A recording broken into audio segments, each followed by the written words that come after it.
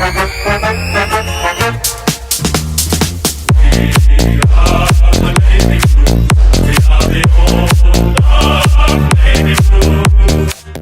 one and all, and welcome to another episode of Baggers Chat. My name is Mitch Pattinson, and as always, we're joined by Ethan Daffy. And tonight, we are previewing our Round 17 clash, Western Bulldogs v Carlton at Marvel Stadium, Saturday, 13th of July, 4:30 p.m. Daffy, first things first, how are you? But also give us your initial thoughts overall for a game this week to try and give a bit of a statement back and a bit of a redemption this week. Yeah, it's a big game. Obviously, the Skipper's 200th is obviously, milestones are always big, especially, big names like that at the football club. All milestones are great, but especially the captains and the legends of the club. But yeah, looking forward to it. Always feel, quite confident when we play the Dogs. I feel like we match up pretty well on them in past years, even when we weren't overly fantastic. I think apart from that game last year where we were dog shit the whole game and we played about 2.5 minutes and almost won the game, but in that kind of patch where we couldn't buy a win. But yeah, obviously the tables are kind of turned and we've got this, apart from last week, our form's pretty damn good. It's probably still the best in the competition if we can get up this weekend. So yeah, looking forward to it. Yeah, no, well said. Because that's the last time that we've played the Dogs, isn't it? Yeah. And that was round 10, 11? Yeah. It was one of those. It was just one of those games. Like, I can actually remember reflecting back to the review episode of I was so pissed that game because that was like the one game I like. That was like a few games kind of led up to that, but I think that was like the outburst moment. So if you want to have a look back, the viewers, and you want to see a bit of me being pissed, make sure to have a look at back at that because I can actually remember how mad I was. But Dave Boy, it is a very special moment this week because obviously it is Patrick Cripps and his 200th game as a Navy Blue player, and it's crazy how quickly his career has gone, and now it's already up to 200 games. I know that we're both. I'm 23, you're 22, and we have been kind of brought up around this guy, especially when we've been really well and truly invested into this club. Patrick Cripps was probably one of the first players that we really found a connection with. But your favourite moment, now there's a hell of a lot of them, but if you were to pick one moment in his 199 game career, what would you say? Because there's recent moments in terms of the final series last year with him having his first goal. There's a few other moments, but if you were to name one moment from Patrick Cripps in his career as a Navy Blue player, what would you say? Yeah, you're right. There's a few. When I think about it, you go, gee whiz, there's been a few good moments. And I feel like a lot of the moments in his career kind of reflect the way we've been for a while too. I think a lot of his good moments have been masked by a loss or a bad season or stuff like that. Like everyone kind of talks about him in the last 3 years. Obviously, it's been his best footy, but I think before that, he still did put on a show when we were complete utter dog shit. Mm-hmm. So for me, I think the one was probably the drought breaking final for him. I think it's one of those stories. I think it's similar to a kind of whether it's a Nathan Jones of Melbourne or maybe some certain Richmond players when they broke the drought of winning a final. But yeah, his goal in that final, Warner, Lloyd, Blakey. No, holding the ball. If this goes through, listen up. Listen up.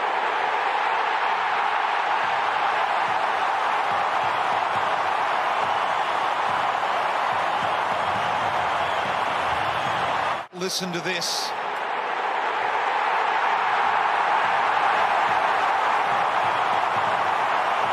Patrick Cripps has blown the decibel reading record to pieces here at the MCG. I remember the crowd. It was just like we're all there to support. It was almost that moment where we didn't care about the other players on the ground. We just worried about him kicking that goal, and it was always going to happen. It was meant to be. And I read a tweet today saying, this guy said he's not religious, but it was always. He felt like it was fate for him to be drafted to Carlton, play at Carlton, be the captain, and hopefully be the next premiership captain. So I think that moment was kind of fate as well, in a sense, him kicking that goal. So yeah, that was a special moment of one of many. That's one of the moments that I had down, and I had a feeling that you may have said that moment. It's a moment that before that time, there probably were other moments that we can mention, but I think in this modern time of 9th of July 2024, we kind of look back, and that is the moment that Patrick Cripps playing his first final and kicking that goal. Like, I mean, we were obviously both there at the game, but the crowd was good that night. But I think it was more just like, I don't know about you, but I'm sure you would agree, just the goosebumps moment of as soon as that goal went through and the reaction he had. Oh, it's just unbelievable. So I wanted to say that one, but I had a feeling you would have that one there. So I have a backup one. And I feel like I always say this one, but it's just the moment, and I've got a reason for this. Patrick Cripps, 2019, I think it was. Beat Collingwood, red footy, MCG, final, well, not really finals feeling, but coming up against the reigning grand finalists of the year before, and him going back, and it just, I think everything to do with that moment of the commentary from Hutto, Cunningham off to Cripps, hold your breath, breathe, all that. Dramas, Dow, somehow they've got it to half forward. Langdon denied by Silvani. The Blues are giving it everything.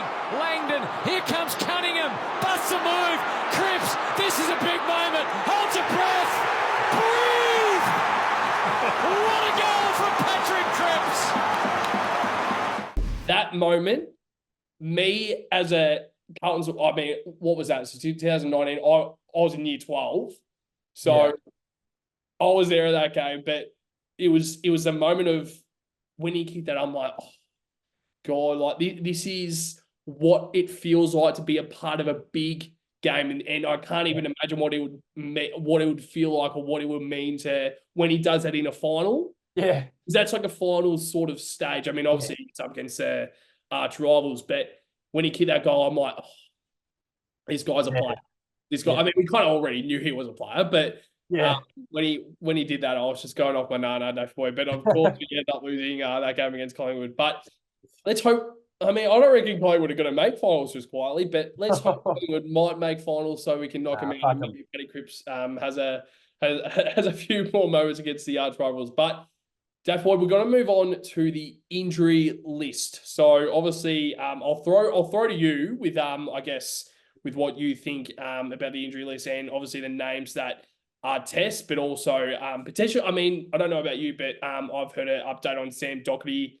He's gone all well. He's in the early stages of his rehab in terms of the light skills training, all of that. So it's good to see that.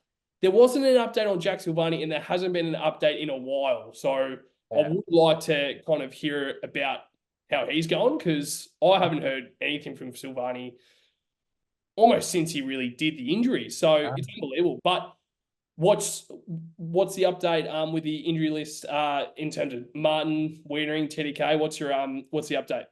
Well, the good thing with all three of these guys, they're tests to play this week. So with their respective injuries, obviously Weeders had the cork, TDK had an ankle in that clash on the weekend. And obviously Martin's had that 1 to 2 week turn 15-week calf, which we always love to touch on and have a bit of a giggle about. But yeah, I think he's probably going to put his hand up to play this week, Jack Martin. Just really, for me, it's just I want him 100% right. I just want him 100% right and getting into the game, and we need him in the side. Like it's what is it, round 17, round 18 now. It's it's that time of the year, like you touch on a fair bit in our reviews and our episodes, that we need to get our team right and our continuity right around each line on the ground, whether it's midfield, forward or back. You need to get it right and ready to go, because once they're clicking individually, I feel, as a line group, and they're all individually linking up, it just works like bang. And you saw that in that 5-week period. I thought all lines were phenomenal in that period, and hopefully Weeders and TDK get up. But I feel like TDK will be an interesting one, because they did rest him off a bit of soreness for the Richmond game. I know it was Richmond, but I just feel like Pitto's going to get in the next few weeks. I just don't know why. He's playing good footy. You need TDK right. I don't want him sore going into finals, and we're forced to play, Pitto on his own, or having both of them. I don't know, but it's just good to have tests. And obviously Hudson O'Keefe, he had a big 8 to 12 week hamstring injury. He seems to have recovered pretty well. So obviously it was on the minor end compared to what they thought it was going to be. So that's a good sign as well for him to get some VFL footy into him for the remainder of the year. And he obviously re-signed as well to the end of 2025 or 26. Was it a 2 year? 26, yeah. 26, yeah. So 20. Pretty much a 18-monther. But so the question that I'll ask you about Tom De Koning. So you mentioned there about not necessarily managing him, but I guess being wary of making sure that he isn't sore come finals time. Yeah. How do you do that? Because would you consider managing, I guess, TDK or maybe put him down as soreness, like due to soreness, similar to what it was the week before, and bringing Mark Pitnet in up against Tim English? Yeah. I think Pitto's improved his game in a sense where he can actually play pretty well on the guys who are pretty agile now. But his running capacity is massive. I think people always think he's that, that big kind of, big bulky ruckman and old school ruckman. Of course, he's got those tendencies, but I feel like he cut his weight over the last few years in terms of he's not overly muscle anymore. He's more that to be able to play on these guys like Tim English, you've got to be able to run around and to be able to play at the level. And obviously he can play at the level now. So if we have to rest TDK and play Pitto, I'm happy with that. And you almost play Pitto the next 2 weeks. If that's the case, if he's going to play this week, you almost give TDK another week with Tristan Zeri, who would probably be a decent matchup for Pitto as well. So, it's, it really depends on where TDK is at. It could be really minor and he could be fine for this week because this week is important, especially heading into an easy clash next week and the kind of back end of the year. So, yeah, good news on the injury front. Hopefully nothing too bad over the next few weeks.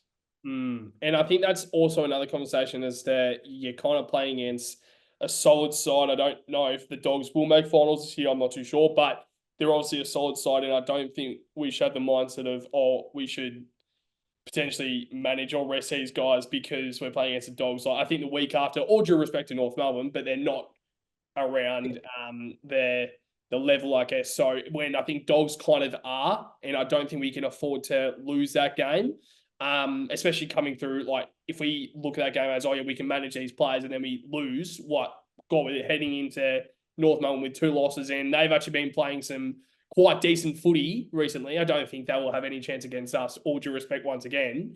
But then we're heading into Port and Collingwood the week after.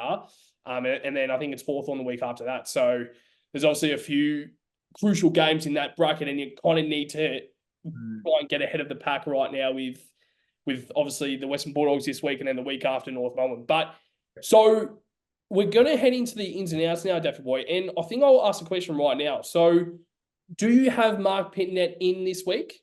No. Okay. So if TDK is, if Tom De Koning is playing this week, is there any chance of Mark Pitnet coming in?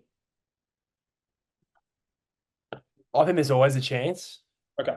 There's always a chance, but for me, with this selection, I don't think so. But I just don't think, obviously managing TDK, I feel like with that conversation, we're not managing him for a second ruck type. We're managing him for a guy who's probably better than most rucks.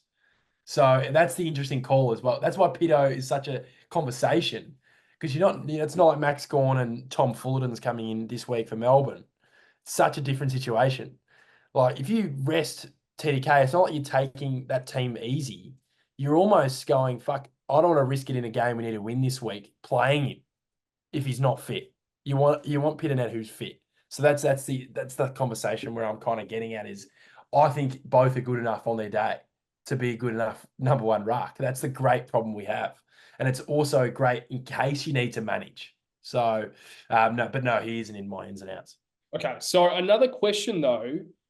So say if we play against Port Adelaide in finals, and it's coming up against an Ivan Soldo, and I reckon Pitto is probably more suited for that matchup, but also Tom DeConning will have his assets as well. Yeah. Do you play Mark Pittonet and not play Tom DeConning as the ruck at all? So not even in the best 22? No, TDK plays. So that's another question though. He would then be in that forward line. Oh, with both. So would you ever play Mark Pittonet against an opponent where he will do well, but could there be a call or a life without Tom DeConning in that side and Mark Pittonet comes in a final series? Yeah, it's tough. I personally, I've got a few teams that I look at with we could play Pitto.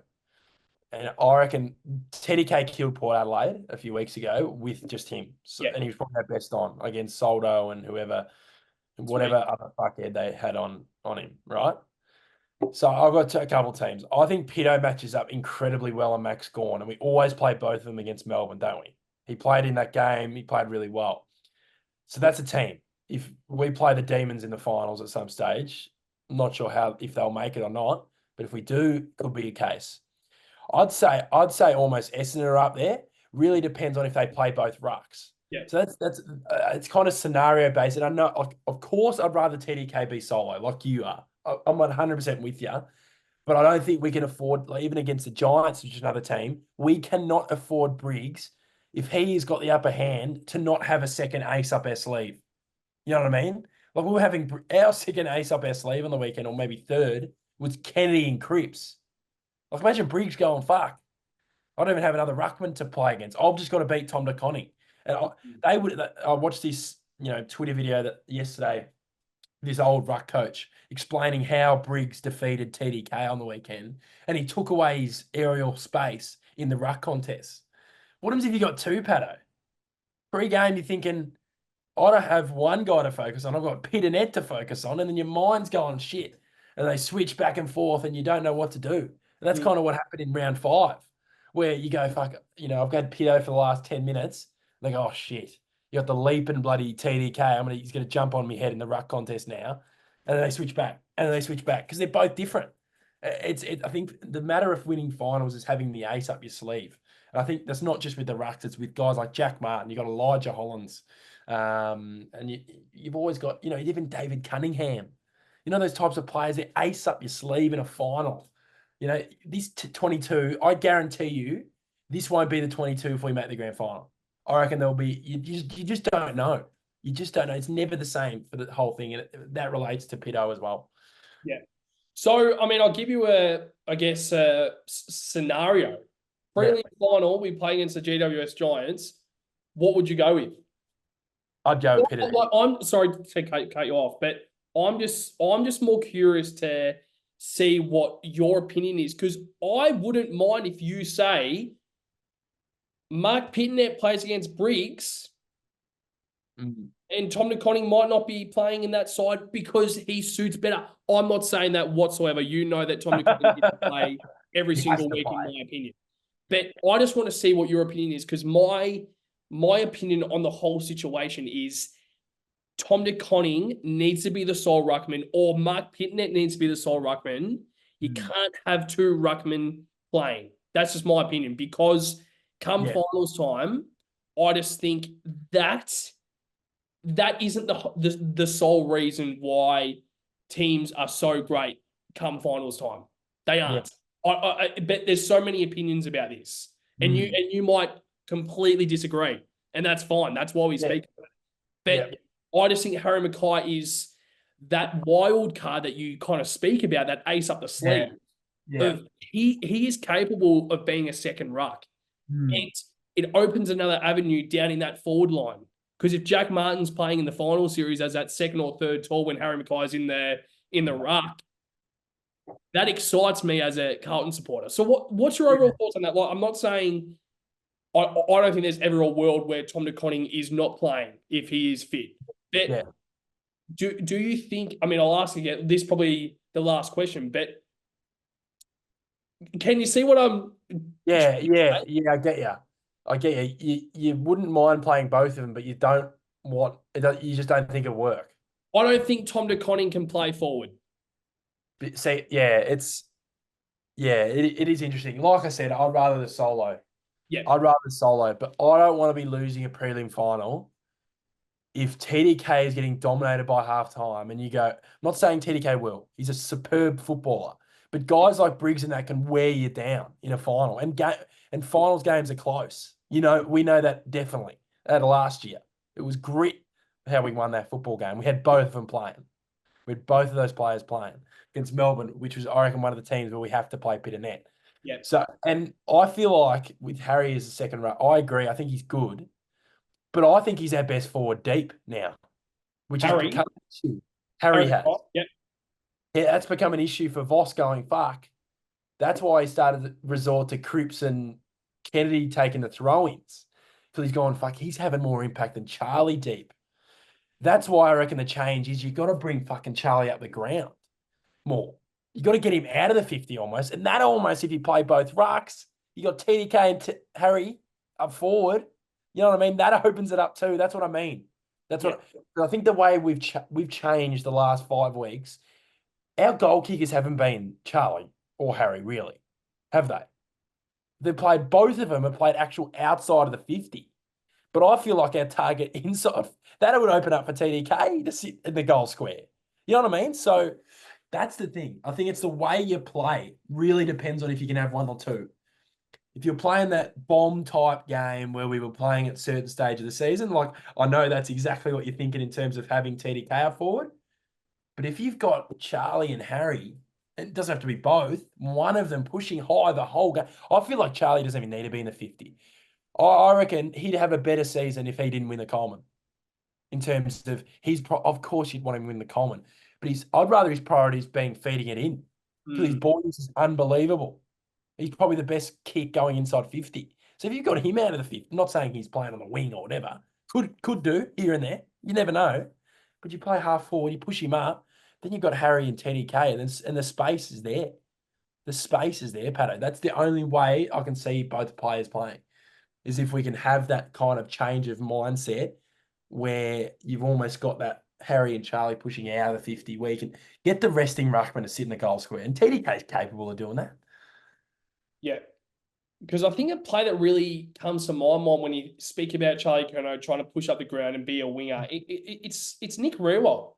Yes. I think Charlie Curnow's ball use is better, a hell of a lot better than Nick Rewald. I mean, all due respect to how he played at St Kilda, he was one of the champions in that final series. But I just think Charlie Curnow's ball use is so much better, and it's great because he's so great at so many things. He's great at the ball use, heading inside forward 50. Like even last year, we were saying we can't hit any targets because our one person who can actually hit a target inside the forward 50 is Charlie Curnow.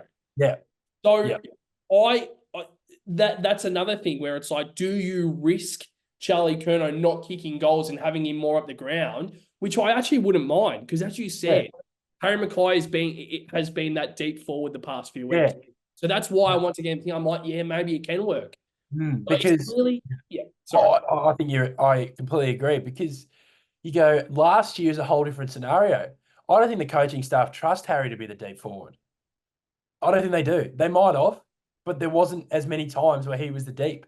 He was always taking the grabs around the ground, and his ball use is good at that level too. But I feel like with Charlie, of course, he's going to have moments where he's going deep forward. But I think the priority is almost Harry or a TDK if you're playing both the rucks. That would free us up massively and stretch out a defence hugely. Because you've got a marking target in Harry or Charlie high up the ground. Could be both. And then you got TDK, Jack Martin, Owies inside 50. And you go, fuck. Elijah Holland's another name who's been kicking goals. It's a really, really good problem to have. And I just it'll be so intriguing to see how we run with it for the final series. Yeah, no, I love it. I think it was good to have that overall conversation because it's always a baggage chat favourite, the right conversation. But it's great because, as you've mentioned a few times as well, we wouldn't be having this conversation if Mark Pitnet was so great as a ruck. Exactly right. Yeah. That's what it is. And then, like as you said as well, Max Gawn and Tom Fullerton, is that how you pronounce his last name? Yeah. And then like, I mean, he was a Brisbane forward. Okay. He wasn't really classified as a ruckman, and he's kind of coming in as that second ruck. And that's why Brodie Grundy and Max Gawn last year, there's so many conversations around that because it's a ruck contest. But what happens up forward? So exactly. And that's why I mean it's a great conversation, and I think we're very fortunate that we have two ruckmen that in pretty much 17 other teams in the competition would love to have in their side. So Dave Boy, let's now move on to the ins and outs for this week. So there's obviously a few, I guess, like we could realistically make 4 changes if we really wanted to after the performance last week, but your ins and outs plus your sub, because that is super intriguing this week. What have you got for this week against the Dogs? So I've got 2 outs, and the sub from last week comes in. So I've got 2 ins technically. So my outs are Ollie Hollands. Probably should have been done 4 or 5 weeks ago. We probably should have done it at some point. I think we got to a point where we were reading so much into his role, and he plays that role fantastically. But I always think in the back of my mind, last 5 minutes, finals on the line, and he's playing like that, and it's a one-on-one contest. You know what I mean? I think, when he's in form, he does sometimes win those, but I feel like he just stuck out like a sore thumb the last few weeks. In our wins, that for me just stands out too, when someone isn't playing so well when you're winning, and it almost covers over the cracks when we are winning. So he's out for mine. I hate to say it, but I think Orazio's not going to play this week. Just purely for the fact that I've got to bring, my ins are Owies and George Hewitt. My ins. You can't not have Hewitt in for this week. You got Liberatore, you got Treloar, you got Bontempelli. I think that was a mistake last week. Both of us thought it was a mistake. I know the conversation's always around, do we have too many mids? But you can always put Kennedy somewhere as well, where you can rotate him off the bench, play half forward, mid. I think we can find a way to have them all in now, because I think last week kind of taught us a bit of a lesson, to be honest. Not having him in, our mids weren't good enough. Walsh wasn't good enough. There was, Tom Green was all over us. And who do you put on Tom Green? Probably George Hewitt. In kind of a defensive, not necessarily tagging, but just keep tabs on him, and then also work the other way. So I've got Owies and Hewitt in, and my sub will be Jack Martin. I'm a bit uneasy with it though, because I feel like with a soft tissue injury, I want him playing the full or the first 3 quarters like Chera did. Yeah. So, and I was thinking, I don't know if I could have Owies as a sub again. It was really between those 2 for me. You can almost put George as the sub, I guess, and then play Jack Martin. So, yeah, for me, in an ideal world, I wouldn't have Jack Martin as the sub, but right now, he is the sub for me.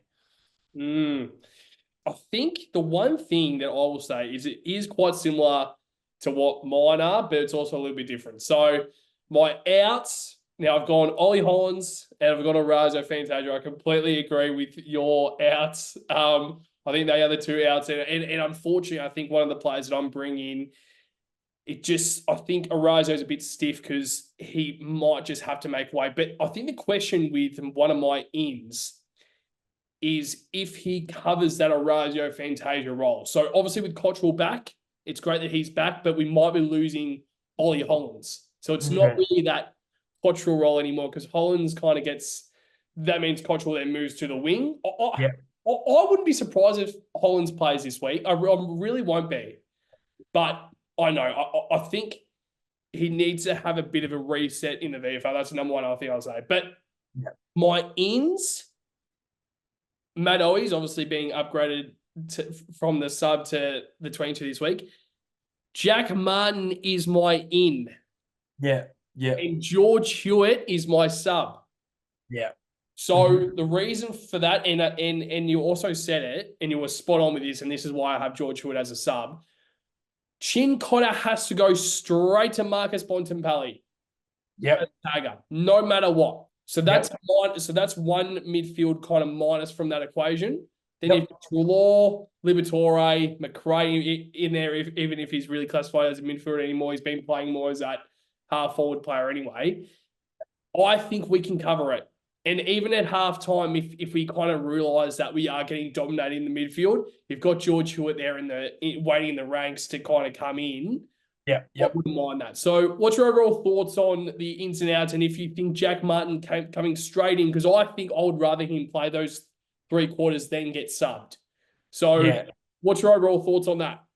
Yeah, no, I agree. I was just having a massive clusterfuck of thinking about the situation, who's the sub and who's in and who's out. And like for me, it's either Hewitt or Martin as the sub. And I don't know, I just went with Martin because I think we need George Hewitt with guys like, I don't know, you got some pretty good mids in there. So it's just tough. It's just tough. But I like your thoughts.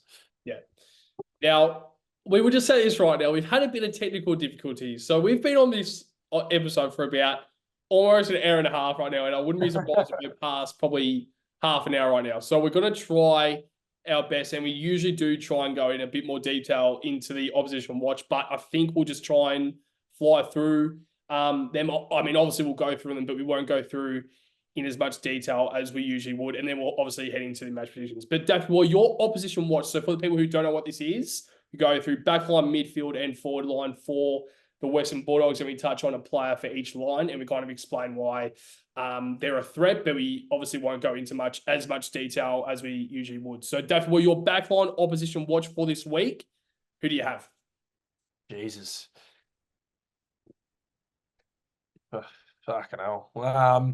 That's not just me being tired or anything. This is literally hard to pick. I really don't know.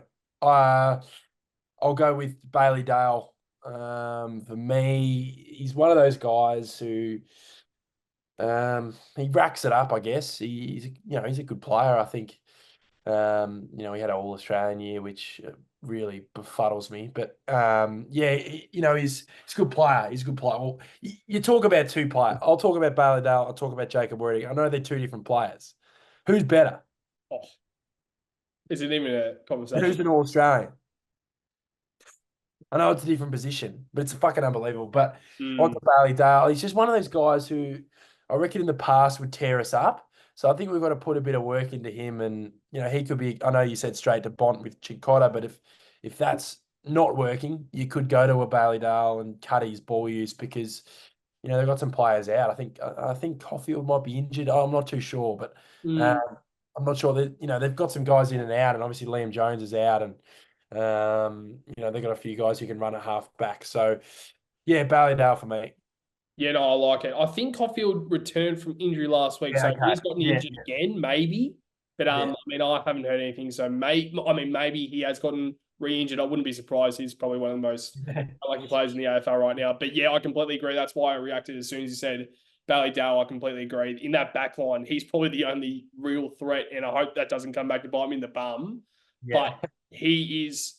I rate him actually quite highly. I think he's very good with his ball use, and I think when he's transitioned to the halfback, I think he's been a lot better. So, Dave Boy, let's now move on to our midfield opposition watch there.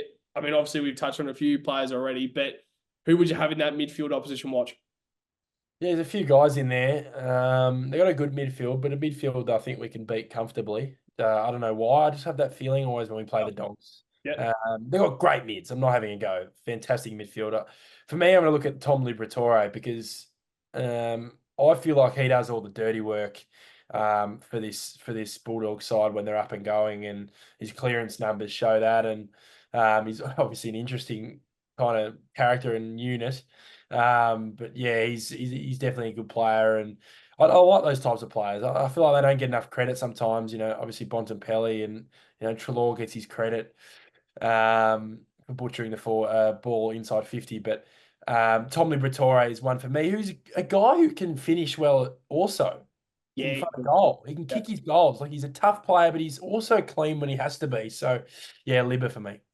Yeah, no, I like it. There obviously is a few, I guess, midfielders in that conversation, but I think the one player that I go to, and I hate to say it, but it's Marcus Bontempelli. It's very, very generic. I think I've been very generic the past few weeks in my opposition watch, but I think it's got to be that player. I think, and then obviously we've touched on who Chin Cotter might go to, and I think he's one of the players that has to go straight to Marcus Bontempelli. I know that usually we've tried to have Chin Cotter as that tagging that half-back player, but I don't reckon there's really anyone who can really needs to go to. Like Dale, probably to a stretch, but other than that, like people are saying like Lachlan Bramble from bloody Hawthorn VFL, who's made a name of himself in the Western Bulldogs AFL, and Luke Beveridge seems to love him. And I don't know, that might be another thing that might come back to bite me in the bum. But Marcus Bontempelli for me, Daffy Boy. And a question for Chin Cotter, is he the player that you would put? Is he the player that you reckon Chin Cotter would go to? I think so. I don't think teams are putting enough time into Bont for mine. They've been tagging Treloar instead the last few weeks, which has been kind of what's caught my eye whenever I watch a Bulldogs game. And obviously last week they got absolutely smacked with tagging Treloar. So I don't know. It'd be one of the two, but I think I agree with you. It'll be Bontempelli to start the game at least. Yeah, at least, because sometimes those players are almost too hard to tag. So, I think it'll be Bont. Love it. Let's now move on to our forward line opposition watch, Daffy Boy. Now, for the viewers, Aaron Naughton is not going to play this week. With what I'm hearing, I don't know exactly what the injury was. It was a concussion. Concussion. Yep. Yeah, right. He's had a few concussions now. Yeah. Yep. So that's another conversation. But yeah, so obviously Aaron Naughton will not be playing this week. So that's another player that we kind of don't have to worry about. I don't think he's a massive worry, but I guess like in terms of a target down there, I think he's obviously a big target down there, and it's a player that Western Bulldogs would love to have out there. So your forward line opposition watch, Daffy Boy, who have you got? I've got Sam Darcy as my forward. I think he is their best forward, and he will be their probably when Bont retires, he will be their best player. He's got the attributes of I don't know what he's just one of those new generation guys who's the size of a tower in the CBD where I live. Like he's massive, but his skills are. It is unbelievable. Those guys who are that tall and you can kick both feet. I think that Collingwood game stands out for me when he got suspended, but he played incredibly well in that game. So, Sam Darcy for me. I definitely do rate Sam Darcy down there in that forward line. And now that Norton is not really in that forward line anymore, I think he will definitely be the forefront for the Dogs this week. But my forward line opposition watch, a bit of a niche one, a bit of a different one, and it's Riley West.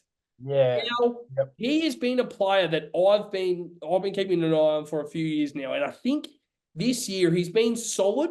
Yeah. But he's found that new role in terms of the midfield going into the forward line, and I think he's actually been quite solid. So I don't think he's a big threat, but I think if he gets, he reminds me of a bit like a Brian Myers. I think if he gets a lot of the footy, Dogs usually tend to win those games. So I think his efficiency by foot, I think it's quite high, and I think obviously the Dogs will. I think they've always rated him quite highly because he's been a player for a few years now that's been in that forward line that a lot of people have been like, it's a bit arguable because, like a Jack McRae would be playing VFL, but you can't really drop Riley West because Riley West is playing too well. So, Daffy Boy, that's the end of our opposition watch, and now we're going to move on to our match predictions. So, for the people who don't know what the match predictions are, we go through the bag of the game, which is obviously the player that we think will be the most impactful player or the best player on the ground, whatever it is. That's the player that we think will be the bagger of the game this Saturday. Point of difference, which is quite self-explanatory. The player who will be the point of difference come Saturday afternoon. And then winner plus margin. So, Daffy Boy, your match predictions, what have you got? Yeah, it's well, last week our predictions were obviously off because of a loss, but it's. I think we can get the job done quite comfortably, but I'm just kind of tempering. I don't think we're going to smash them. I just don't know if we're going to smash them. I think we just get the job done. But bagger of the game, Paddy Cripps, game 200, have 40, another 3 votes, and lock up the Brownlow, which I think he's almost on the way to doing. Point of difference. Well, my boy that I call Pod, Elijah, probably had his worst game at the club last week. I thought he struggled massively last week. I know most of us did, but he stood out a little bit. I just felt like there was moments where he's been really, really good, where he just didn't take his moment. So point of difference for me will be Lockie Cowan at halfback. I think he's just got that something in him that I like. And premiership teams have those types of players where he runs through a bloke. He fights for the ball like it's the last breath he's going to take in his life. You know what I mean? The last game he has, that's the way he plays. And he kind of plays like he's always got pressure for a spot. So that's the way I kind of like the way he goes about it. So he's my POD. Winner plus margin. Winner plus margin. I've got us winning. I think you touched on it in the review that this week's the media's almost on the back. They're about 5 meters behind us and they're about to hop on our back. But I think we're going to win this game. And I think we're going to win this game by 28 points. I don't think I think it'll be an edge, like it'll be a neck and neck game, but I just feel like under the roof, we can get control of the game. It could be more, but I think 28's nice. And it's a neck and neck kind of 3-goal, 2-goal kind of back and forth. And last quarter, we just comfortably win by just under 5 goals. I reckon our winner plus margin most of the time is very, very similar. So that's why I want to get reacted, because it's just unbelievable how. And for the viewers who don't know, once again, we don't know what each other are picking. So Ethan would do his ones, I will do mine, and we go in here completely raw, not knowing what each other are picking. So my bagger of the game, Daffy boy, I completely agree. I think it's got to be Cripps. I did want to maybe go Tom DeConning to a stretch. Yeah. But I think with Patrick Cripps playing game 200, I think that's pretty much, I mean, not a lock, but I think you could almost put Sam Walsh in there as well. Like he played quite poorly last week, and he would love to come out. Actually, you know what? I've got to change it. Sam Walsh, bag of the game this week. He will be the bag of the game, hopefully. But point of difference, I'm going the Ethan Daffy lookalike, Brody Kemp. Now, for the people, once again, to the viewers, if you haven't seen, I mean, obviously you've seen Ethan, but hopefully you've seen Brody Kemp as well. They do look quite alike. So, I don't know if I've told you that. I think I have told you that. Yeah. But I think he looks like Brody Kemp. So I probably should put the point of difference down here as Ethan Daffy, but point of difference, Brody Kemp. And winner plus margin, I've gone the Carlton Football Club by 29 points. And you wouldn't believe it. I literally had 28, and I'm like, nah, I will put one more. I don't know why, but I just put an extra point. And then you literally 2 seconds later, you're like 28, and I'm like, oh my God, so close, so close. So obviously that was our match predictions. It's been a bit of a shambolic night tonight, Daffy boy. I've lost power 3 times in the episode. So Daff has done very, very well to try and get through the episode, because obviously I've had a lot of trouble here at the house with the Wi-Fi and the power and all that, but we've got through it. Apologies that it is a little bit shorter than what it usually is, but we'll make sure that we return for the review for our usual 50-minute to an hour long episodes. But before we wrap up the episode at Daffy boy, is there anything else you would like to touch on? Just get the win, get the dub. Got North Melbourne next week. Let's hit this next part of the season. Hit every team in the mouth, I say.